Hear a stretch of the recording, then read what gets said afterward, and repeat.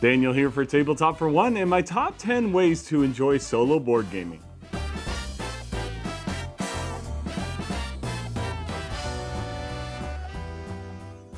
And I thank you for joining me tonight.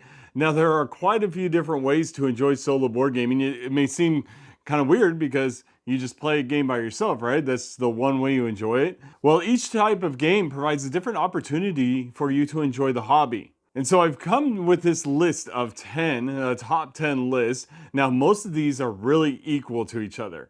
So bear that in mind. Number 10 is not too far off from number 1. And I do have an honorable mention here. So my honorable mention is what I call the Completionist. And it's where you play a game because you want to play everything in it.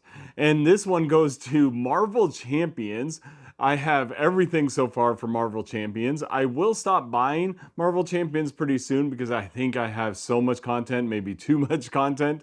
But I've been following it ever since the beginning and I love it. And I'm going to continue to enjoy that game. Now, what I call the Completionist is where you try and do every single combination of villain, of hero, of everything you possibly can. And so I actually keep a spreadsheet on my computer to tell me which ones I have done, like which villains I have fought with Black Widow, or which scenarios I have beaten, and that sort of thing. But let's go ahead and go on to the top 10 here. And so this first one is far more popular than people realize because wargamers have been doing this for a very long time, for decades even.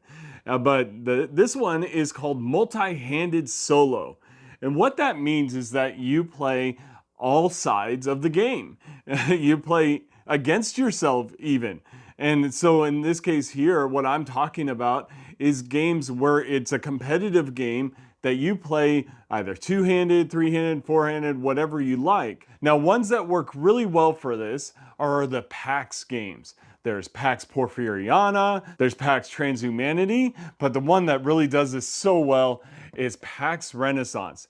Now, I'm not saying go out and get this to play a game this way. PAX Renaissance is one of the heaviest games in my collection. It's one of the most complex games in my collection, but it is so satisfying to play all sides. It's easy to do. There's no hidden information, so you don't have to like try and hide information from each side of the game. It's so good. I love this game so much. It's one of my favorite games of all time, and I love playing all sides. I'll play two, three, or four-handed and just play the game because the game is so satisfying to play when you're drafting the cards and changing the board state so dramatically with everything that you do and some of the little engine building that you build.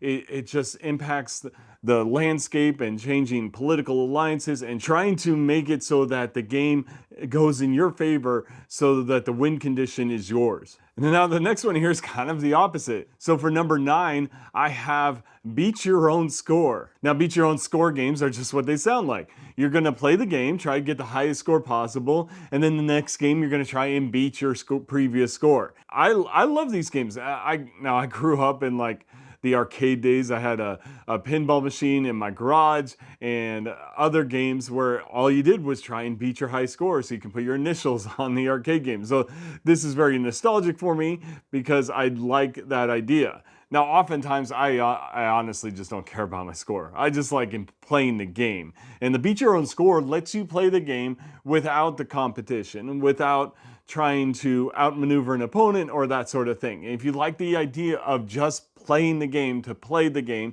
then Beat Your Own Score is a great way to do it. And one of the best games to do that is the Magnificent. And now, the Magnificent is one of those games that flew under the radar, and it is such a great Euro game. It is one of those games where you're trying to build out this engine, complete contracts, manage your resources, but it's got this really nice tile placement, little polyomino tiles that you're trying to arrange on a grid. So you're building this circus and doing these performances to try and score the most points. Now, there is a scoring threshold you're supposed to meet in this game to do really good, and that's 200, I think. And I've never beaten it. But this game is one of those games that's so satisfying to play that I just don't care. I don't care about the score. Now, if you don't know who the designers are here, but these are the designers behind Revive. And that is one of the standout hits from last year. or it's kind of this year because it released in the States this year, but Revive is so good, and it shows in the Magnificent as well. The design is just really well done. All right, let's go on to number 8, and this is fan-made solo variants. See, a lot of games either come with a solo mode or they don't, and sometimes fans like to either change the solo mode to provide a different experience or add a new solo mode to the game for a solo experience. And one of those games that has received quite a few solo variants is Ark Nova. Now, Ark Nova is a game that took the solo gaming world by storm. I mean, so many people enjoyed this game. When it came out, it was hard to find. Now it's readily available. It's coming out with a new expansion here pretty soon as well. But in Ark Nova, of course, you're building out this zoo. You're trying to gain these animals and put them in the zoo and then complete these conservation projects, trying to cross this threshold of your score. Now, there have been fan-made variants that have come out. The most famous one is called Arno, and they've actually made an Arno 2.0, and it's an automa that simulates a second player. But there's one out there that I want to try, and that's by my friend in the solo board gaming groups, near Szilagyi. I hope I pronounced your name right. I know you watch the show, but I definitely want to try out your solo mode because it sounds exactly what I want. Because I actually don't like the solo mode in Ark Nova, and I don't like the idea of Arno. So I'm definitely going to try out his solo mode here pretty soon. I'll put a link in my description to his solo mode. It's on BGG right now. But man, there's so many games out there that even if they come with a solo mode, people have made variants, and you can find those, and maybe it'll enhance your experience and enhance your enjoyment of games that you don't enjoy as much with the current solo modes. Now, the next one here is very similar to that, and it is your own solo modes that you've made. Yes, you can make a solo mode. Anybody can. Don't think that you can't do this. You just have to set yourself a goal for what kind of solo mode you want to make. Do you want it to be a beat your own score? Do you want to make a full-on automa opponent? Take inspiration from other solo designers who have gone before you and try and utilize what they have used in other games and use them in your own. And I have done that. I have done that in a game that does not come with a solo mode, and I did that in Lords of Waterdeep. Yes, this is not a solo game, but I have made my own variant. It's a blocking variant similar to Uwe Rosenberg games like Nusfjord and Oranienburger Canal. This one I have where when you place workers the next round, you can't go to the spots that your workers were at the previous round. And so it blocks you from using those actions, and you have to try and figure out the puzzle, and of course meeting certain scoring thresholds. And so that's what I've done with this. Now you have the opportunity to do it yourself. Any game that you own can have its own solo variant. There are very few games out there that you can't do it for, but you can try it yourself. I've got plenty in the works right now. I've got solo variants for a game called Rome, which is by Ryan Lockett. Also his other game called Deep Vents. I have one in the works for Argent the Consortium here. And I have one in the works for a game called Exodus Fleet. It's an old game that's out of print that I love, and I wanted to be able to play it solo. So I encourage you, just try it. There's nothing that can go wrong with it. It'll be an interesting experience to try out, and it might provide you with a solo experience tailored just for you that you will enjoy. And on top of that, if you feel confident enough, share it with the community, because one of the ways that we can enjoy this hobby together is by sharing those experiences and sharing the things that we have discovered with the community, and so that the community can also share with it. And so we're on to number 6 of the favorite ways to enjoy solo board gaming, and this one is playing against an automa. Now, I'm personally not a big fan of automas, especially if they're very complex, but if they're very well done and easy to run, I quite enjoy them. And so one of the best designers out there for automas is David Turtsey. And of course, now he joined in with Nigel Buckle to make the automas for the Imperium games, Imperium Classics and Imperium Legends, and there's one more coming soon. Now these work really well for this game. This is a civilization deck builder kind of game, and the automas are very smart and very challenging. The only problem with these games is each automa for each faction is different, so you have to learn them differently. Now the best way to do that is play 10 games in a row with the same automa, because by game 3 or 4, you will have memorized how the automa works, and you'll be able to streamline that and play the game faster. But Turtzi is lauded as one of the best solo designers out there. He does a lot of heavy games, and even though I'm not a huge fan of his complex automas, just because I don't enjoy them that much, I recognize they are valuable to our community, and I'm so glad that he has them out there for you to enjoy. All right, and for number 5, this one I call Playing Against Yourself. And you're gonna find that in quite a few Uwe Rosenberg games and several others. It's where your actions that you take block you. That is found in Newsfjord. This has been one of my favorite Rosenberg games, and it has been for a long time until Orianenberger Canal came out, and now that one is my favorite right now. But what this is when you place your workers, this is a worker placement game, when you place your workers one round, those spots become blocked the next round, and then vice versa. And so it provides a very interesting puzzle where you're trying to maximize your actions, knowing you're going to block yourself the next round. So you're trying to plan things out, and you only have so many rounds to play. And so this gives you a really fun, interesting puzzle. It is a beat your own scores solo mode, but this game is very challenging, and it challenges you to play 3 games in a row and then total your scores and try and make it above 100.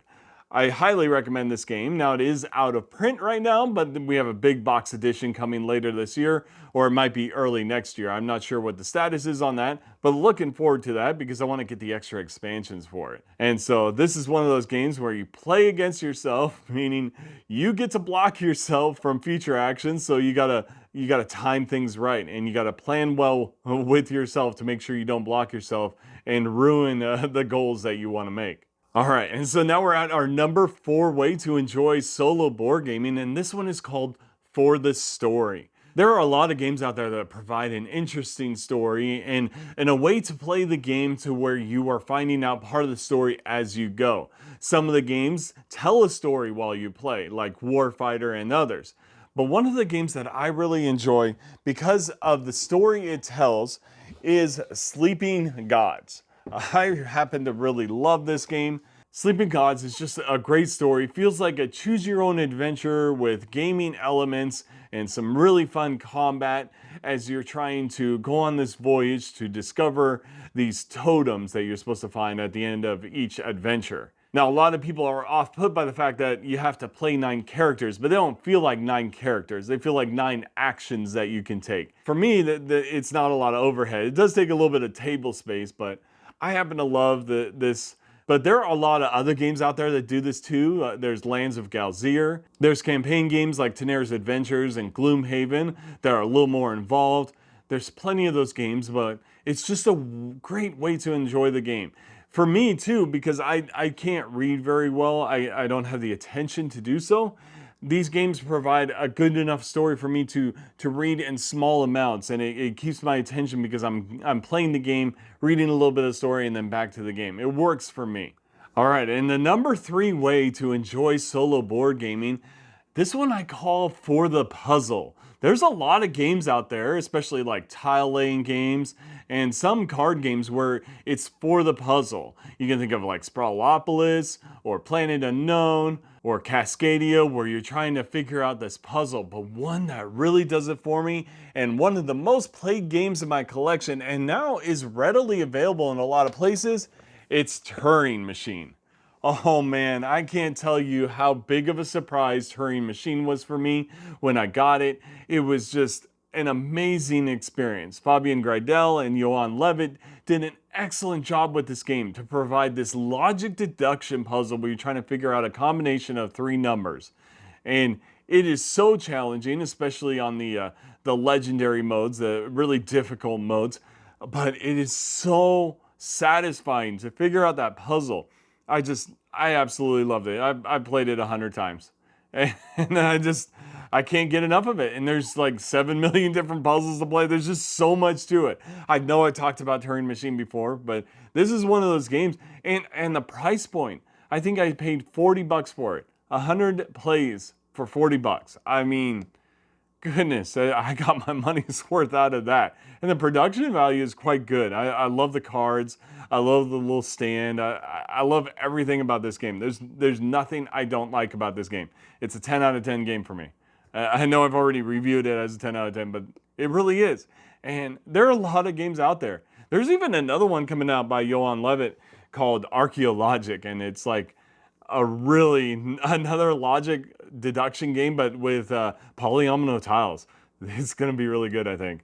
Definitely looking forward to that.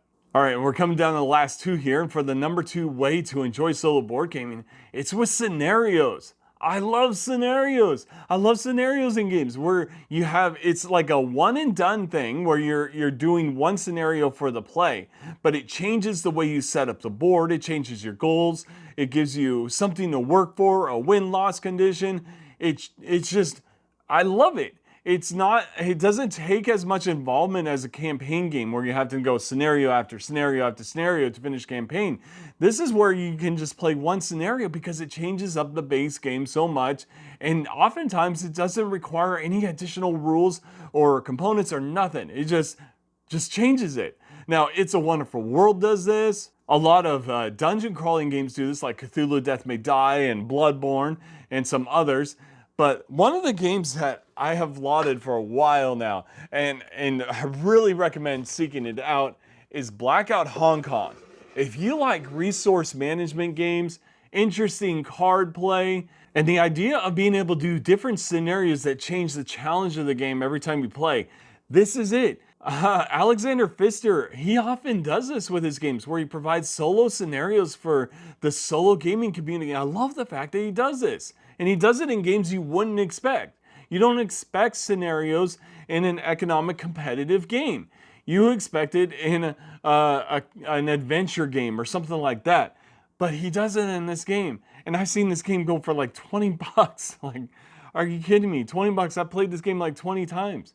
And on top of that, you can make your own. I actually made a video a while back. It's one of my old videos. It's probably horrible in quality, but I made an old video where I talked about different ways that you can modify this game and add scenarios to it. And I came up with 2 or 3 scenarios that I added to it. And you can do that on your own. You can create scenarios for all your games. You really can. You got to think of them as almost like achievements.